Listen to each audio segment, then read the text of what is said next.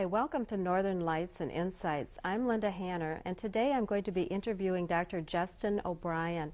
And Dr. O'Brien is nationally and internationally known for his wellness programs. He's a consultant in lifestyle management, and he is also the director of the Alam Fala Wellness Foundation in Minneapolis, Minnesota. Welcome, Dr. Good morning, O'Brien. Linda. Nice to be here. Thank you. It's nice to be here interviewing you today. Why don't we start by talking a little bit about your background and what motivated you to start writing and speaking on wellness issues? Oh, about 25 years ago, I began to get more interested beyond just the intellectual study of ideas of wellness and consciousness, and I became keenly interested in the ability of the mind to influence the body in different ways. Mm-hmm. And after I came back from Europe, I was sort of restless. I'd gotten my degrees, but I wanted something what you would call at that time a holistic approach, something that would incorporate body, mind, and spirit, sort of a path to wisdom, if you will. And I didn't know exactly what I was looking for until I met a gentleman who demonstrated. He embodied this kind of wisdom. He could control his entire autonomic nervous system. He could raise cancer cells in his body or make them vanish at will. He was doing this under clinical conditions down in the Menninger Foundation. And I said, that's for me. So I got to know him. He said, yes, I'll be glad to train you. So he gathered a small group of us, and we began to work. And lo and behold, we discovered that in a very small way, we were able to exert enormous control over our body. For example, control our blood pressure. Release stress, accumulated stress, very easy through breathing techniques. We began to learn how the relationship, say, to food, to your moods affected you. We began to realize how attitude was so central, your self-image, how that influenced the way your body would age or slow down. And as a result, I began more and more to go into this field. And my travels led me around the world to about 23 countries, and I used to investigate various men and women who had these capacities and try to learn from them. How did you find the people that had these capacities? I got nosy. And you know, you know what to kind of look for and kind of the sort of the questions to ask. And I would go and hang around until they realized the only way to get rid of this pest is to teach them something. So then I'd run home and practice on myself until I got it down. Then I'd go look for my friends who were always fleeing from me, because I wanted to practice on them. And slowly I put it together in packages, like in stress management and wellness for companies, and show them how to do leadership programs that put people into a holistic pattern so that the corporate health itself of the company would begin to improve and be more beneficial to people, and thus reduce abstinence and stress-related problems. Okay, you talk about the holistic approach. Why don't you define holistic medicine? I would put it in the context what I call optimal wellness. Optimal wellness, as I see it, is the conscious ability to integrate body, mind, and spirit so that you're able to realize your full potential as a human being in relationship to an environment. For example, most of us think that we're meant to die around in our middle 70s. Well, that's simply an insurance statistic. I've been in villages where people lived to 135 with all their vitality, and they were riding horses and doing farming. And they didn't have the degenerative ailments that seem to overcome us in our modern Western civilization. And it was basically a lifestyle. Learning to eat basic foods, learning to take care of themselves, learning not to have so many stress-embedded problems and carry them around. Because we don't realize how much our worry and our anxiety ages us. Okay. And you talk about these people living to 135. Is there an optimal age that the human body has actually been designed to live to that we aren't living up to? Okay. I'll tell you what I learned when I was living in the Himalayas, in some of the caves with some of these yogis who could. So you actually lived in the caves with them? Yes, for a short time. They told me they felt that the optimum length of time you should stay in your body is about 150 years. Okay. And that's that's their version. Some of these people actually live beyond that. Sometimes they do, yes. Yes. Do you see a general movement in our society and our modern medicine in this country moving toward a more holistic approach? Thank you, yes. But I think it's coming from the grassroots. It's coming from the people. It's not coming from the AMA. That often is the way it happens, isn't it? Yeah. The people start seeing things and demanding change and pushing for it. I think we're realizing that there's more to taking care of ourselves than just surgery and prescription drugs and radiation, which are basically the only choices that a doctor has because of his training. And we're beginning to realize that our body is not a machine. It's not just an aggregate of molecules, but we're a living organism that's conscious, that's able to reflect upon itself and make changes, vital changes, and thus we don't have to just live out our biological destiny. We can actually change it. And there are techniques you can learn. There are resources that you have within yourself, innate resources, that when you touch them, like breathing and attitude and movement and rest, when you begin to activate these, you can make enormous changes in the way you feel. Do you see that as something that we have to take charge of, or do you see the traditional medicine playing a role in encouraging us to do that, along with the surgery and the drugs and all those other things? I think it's basically you have to take charge. These are self-care principles. So perhaps the traditional medicine, the physicians, as we know them, don't need to know all these things or don't need to be involved in that. No, we should do that ourselves. Yes. The physician basically is a midwife. He's there to take care of you because, see, healing's an inside job, like happiness. You can't medicate yourself into wellness. You can take care of the broken parts. You can assist the body, but healing is essentially an internal, vital activity that the body itself produces. Okay, but then what about the role of drugs? I do see that there will at some point, if everybody had this attitude and knew how to move themselves toward optimal health internally, then we wouldn't need drugs at all, or do you see them as still playing a role in illness, in combating illness? I see drugs as basically an adjunct. Okay. It's there to be a kind of substitutionary medicine until the body can get on its feet. It's there to assist, but it's not there to be a maintenance diet. Okay.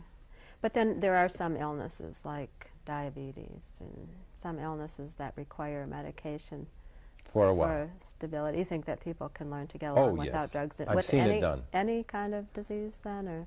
Or? I don't claim to know all diseases. All I know is that I've been so impressed. When I was on the medical faculty at the University of London, we were using simply self-care practices, getting people in touch with their own energy and helping them reshape that energy through breathing, through diet changes, through attitude, through beginning to change their whole approach to understanding themselves. And as this was induced, that arousal of hope within themselves began to produce enormous healing changes in them. And thus they were able to reduce their reliance upon prescription drugs. And that gave me the confidence to write that book and to show that people have a lot more resources going for them than they ever dreamed. Sure. And I think it's a disservice if we continue to create a sort of codependence upon external agents to somehow feel those are the only ones we can rely upon in order to be healthy. We'd save a lot of money in this country if we could reduce our reliance on traditional medicine.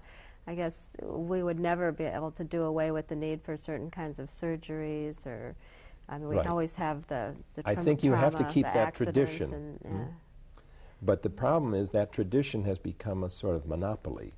It's as though there are no other traditions that are available and legitimate.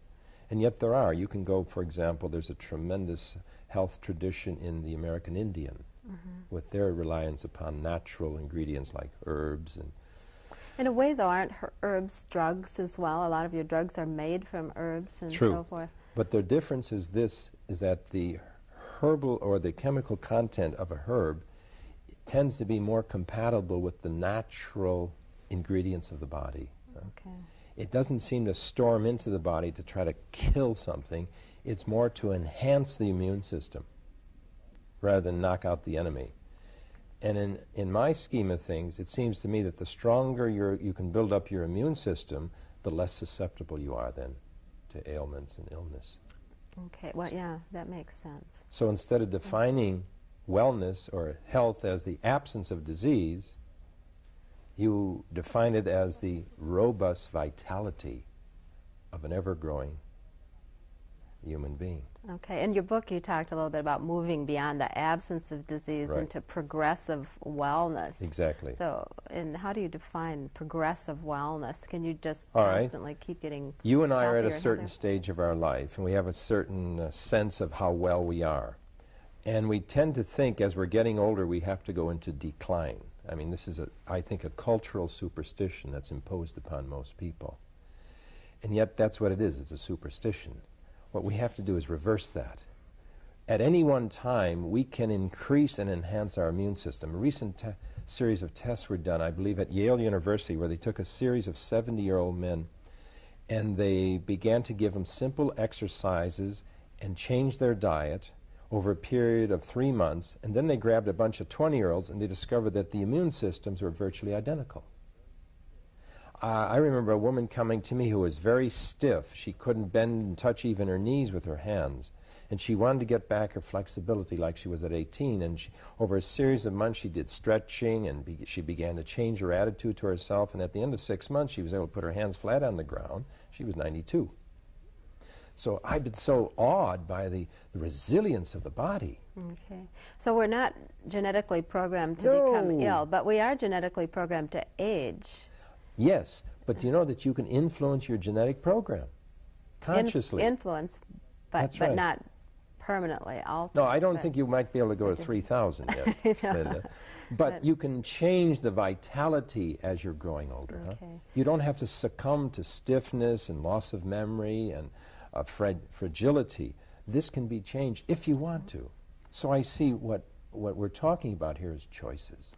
So that, yeah, I can relate to that to an extent. But what about, those of us who are brought up in unhealthy environments? What air pollution, or exposed to people who are exposed to chemicals at their job constantly, or something like that? You can't necessarily combat all of that just by changing the way you think. And Well, I think we got to change our environment. okay, Because so we're always related to the environment. We change the outer Also as well has to as be the there, inner sure. in order to achieve You need that. fresh air, you need clean water, you need decent food, you need high quality So all of nutrition. those things Have to be play a there. role as well. But I'm often impressed. A friend of mine once in Pittsburgh, he was working in an asbestos company, and most of his friends would be carried out, with lung problems. Well, he just determined one day, he said, I'm not going to get sick. And it was amazing. He never lost a day in all his work years, and he never became ill. I'm not trying to deny the influence of environment, but I think the primary factor is really your sense of who you want to be. Now, do you ever get sick? I've been lucky. I haven't been sick for 25 years. But I think it's just the Irish luck in me. But you know techniques. For example, I don't know if you're aware of that, but you're 48 hours or 72 hours before you get sick, your nose will tell you you're about to get a cold. Itches. It itches or it'll close down. And if you can open that nostril, you don't have the cold. And how do you go about doing that? Well, by doing certain types of breathing exercises. For example, we know that people who tend to breathe too much from the right side are hyperactive. People who tend to breathe too much from their left nostril tend to be depressed. How do you tell? Just kind of Just by put a little piece of noticing it. paper under your You can nose, notice it by become conscious of testing, that. yeah. And when you do breath therapy, if you can change the nostril dominance, you can bring somebody out of a depressed mood like that if you get them to breathe from the right side. Okay. It sounds like you're putting a lot in one area, though. If, for instance, if you feel a cold coming on, you say you can change the way you breathe. What about taking vitamin C or That taking helps something too. else? Do you have to do a combination of things to get your immune system to build That would back help. up? That would help. Okay. But you can lessen the impact of the cold and oftentimes eliminate its presence by simply changing your energy. Because you see, in a sense, illness is a warping of energy. It's an imbalance of the energy. It's more like the way the Chinese look at it. So it's really, when you say energy, the way all of the chemicals and whatnot in your body are interacting and The life force. fighting off The life disease force. or- The chemicals are the more material aspect of this life force. Your life force is more than just chemicals. Your life force is a power within you that can't be measured in a laboratory, but is real. For example, you and I are talking here and we're having thoughts and images. We can't put that in a test tube, but they're real because we're thinking them and seeing them in our minds and hearing them in our minds. So that's part of your life force. And as you begin to work with that life force by reflecting upon it and choosing to do it in certain ways, for example, Linda determines, is she going to work out today? Is she going to walk fast? She makes choices in food. All that has an impact on your wellness. So you really are determining your destiny. Well, when you say determining your destiny, I mean, we could get in a car accident tomorrow, so we can't have complete control over our destiny. True. I mean, but you're determining basically how you're going to feel about life, how you're going to think about yourself, how you're going to relate to the environment. I can't predict whether it's going to snow tomorrow or get in a traffic jam, but I can predict pretty much my attitude towards it. I can determine, in other words, my responses to life. And that's what has an impact on your immune system. It's interesting, there was an experiment done by Norman Cousins, the former editor of Saturday Review. Yeah, I read his book, what is it, Anatomy of an Illness? Right, Okay. you know. And he was invited to go on a medical faculty at around 60 years old. And while he was out there, he did an interesting experiment one day in the lab, just out of a lark. He said, take some blood. And they took some blood, and they put it through this device that immediately comes out with a profile of your immune system. Then he said, give me 5 minutes. And he stood before this group, and he began to think, back in the 80s, he had Gorbachev and Reagan talking to each other to solve all the world problems of the nuclear scare. They entered into a peace compact. He went to the United Nations. 5 minutes later, they took his blood again, and his immune system improved 53%. Wow. Well, how do they measure that? By taking the blood, and they put it through an analyzer machine that can tell all the breakdown of the K cells, the T cells, all the components of the immune system. So they can increase the fighting cells, the cells that fight off disease and whatnot by But look, 53%. And he didn't say K cell improve, T cell get going. He thought of something that was so exciting to him, that meant so much to him. In other words, he sort of fell in love with it. And that gave him new hope, and that has an immediate impact on the body. Okay. And that's how we influence ourselves, by our choices to think and feel about life. Okay, you talk a little bit in your book about training yourself to respond in a positive way to experiences. And can you talk a little bit about, I mean, how do you retrain yourself? A lot of times your responses seem so automatic, and some people really are, don't you agree, genetically more programmed to be more high-strung or anxious people, that it tends to a lot of it's our education, Linda, the way we've been brought up, the way we look at life, our value system. But you can see two people in the same family where one is real isn't calm that amazing? and one is very anxious. And each of them are choosing to look at life differently, slightly. What you can do is retrain people. People can re-educate their energy, their life force. And when you do that, you'll see that you can make drastic changes in the way you feel and respond to life. It's a matter of simply becoming more aware of your own energy, and in that active awareness, you can make choices. For example, you can breathe high in your chest, and if you do, adrenaline will kick in right away, and you'll feel flushed. Or you can come down to the diaphragmatic region, and you'll become more rested. Now, all stress tends to do is move up high and make you feel very excited or torn, and you can't talk, and your thoughts are getting jumbling. The minute you drop the breath, you lose that stress. So you talk a little bit about how if you change your breathing, then that changes a lot of other things that are going on. Profound changes in the adrenaline secretion into the blood. You drop the stress levels, you clear the thinking, you feel more at ease, you have more energy, and you slow down the aging process. So the breathing is one of the key fundamental issues then to start with. Yeah. Start breathing right, then everything else will start falling. A lot of things will start to fall into place then. You talk about some basic resources for healthy living, and there's several. Yes, I named 6 in the book. First one is attitude. What do you expect of yourself? Second one then is the breath. How to regulate your breathing so that you're in control of your life force through breathing. Third is nutrition. How to pick quality food and not just bulk. Fourth is movement. Your body has over 600 muscles. It thrives on movement. How to increase movement to energize yourself. Next, the fifth one is rest, how to do conscious rest so that you really renew and restore yourself and not just take a break from work. And the last one is a strange one, solitude, how to enjoy yourself when you're alone. I remember a woman I met in London who so impressed me. She worked in a cancer ward. Most nurses last only a few years because it's so depressing.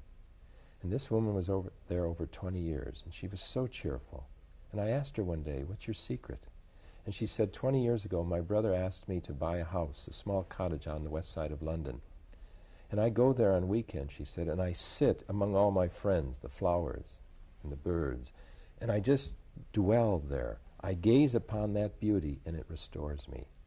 So here's a woman who knows how to take care of herself. She knows how to appreciate being alone. And in the silence of that experience, she renews her spirit. And I think that's what's missing in a lot of Americans. Their spirit is drying up. It's becoming anemic because they don't know how to appreciate the solitude of their own energy. You think people in other countries have mastered that much better? I won't say master, but sometimes they have an appreciation for that. And whether it's you like to cuddle up with a book or go for a walk in the evening or enjoy a hobby, find something that you can forget about time, where you thoroughly enjoy. It's like a child playing with toys. They're oblivious to the rest of the world. And when you're in that kind of a mood, all of your immune system is operating optimally at that time. What kind of things do you do? Well, I like to read. I like to go for walks in the woods. I like to listen to music. I thoroughly enjoy I like to write, for example, and I like that silence. That's one good way to really lose yourself. Oh, yeah. Keep a journal, you know. Write letters to your friends. Find something that can take you out of your ordinary routine, take you out of the commercialness of life, so that you can get back in touch with the deeper well springs of your life.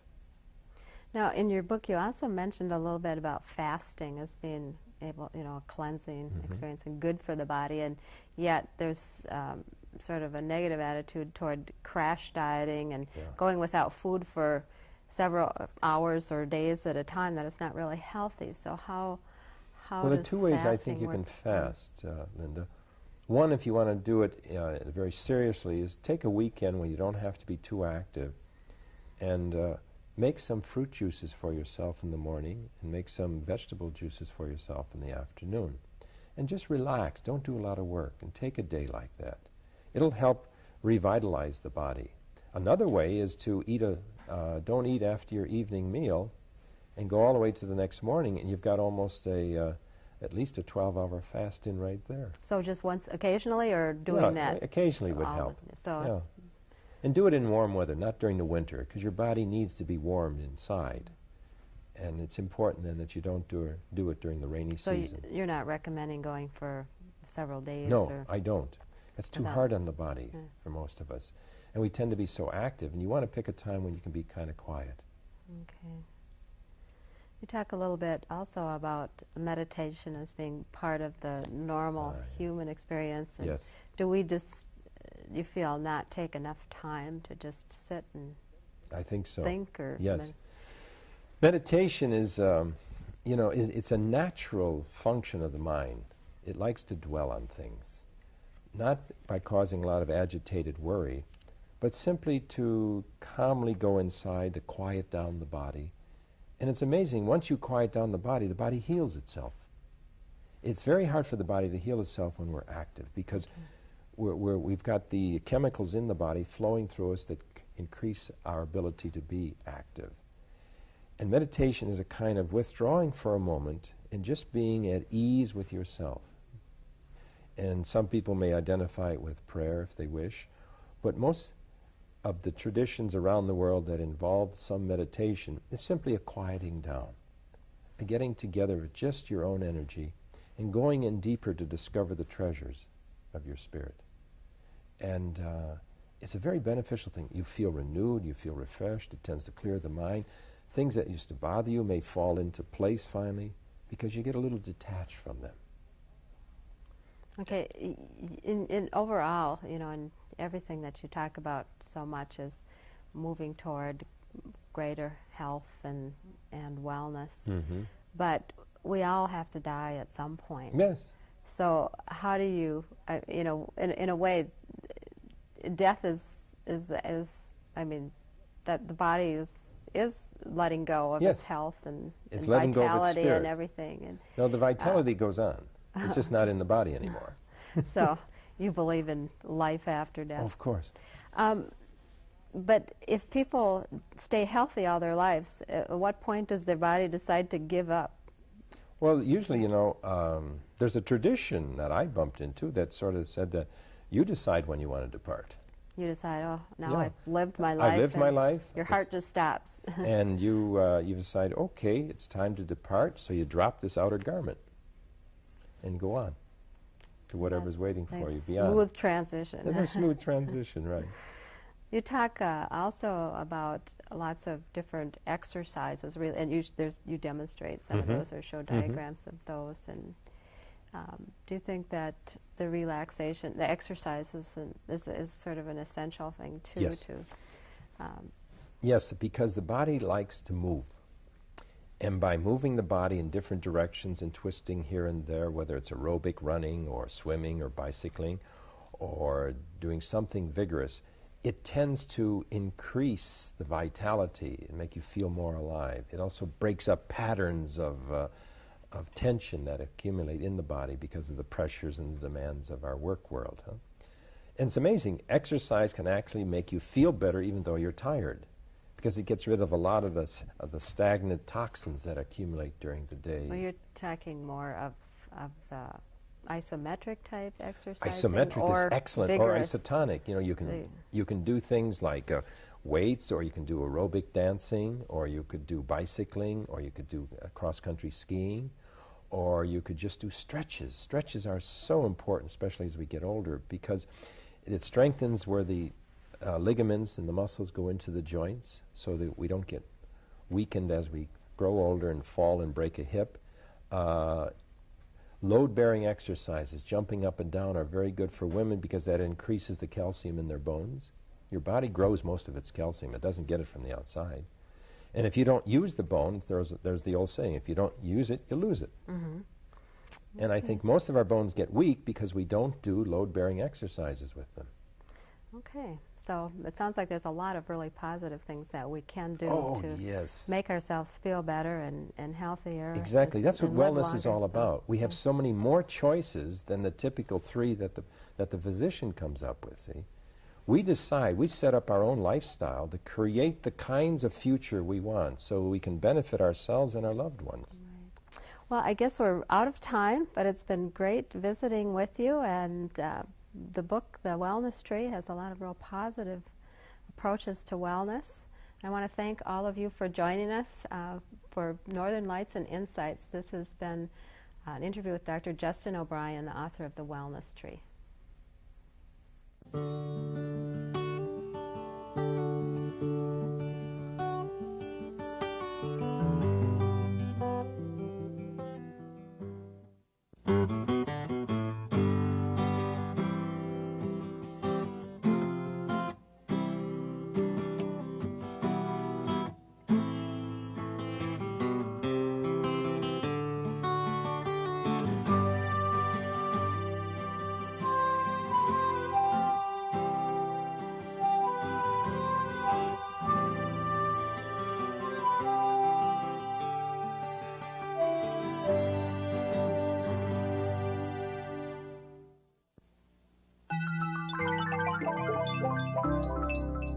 This has been a presentation of Hennepin County Library in conjunction with the Twin Cities Metropolitan Library Service Agency.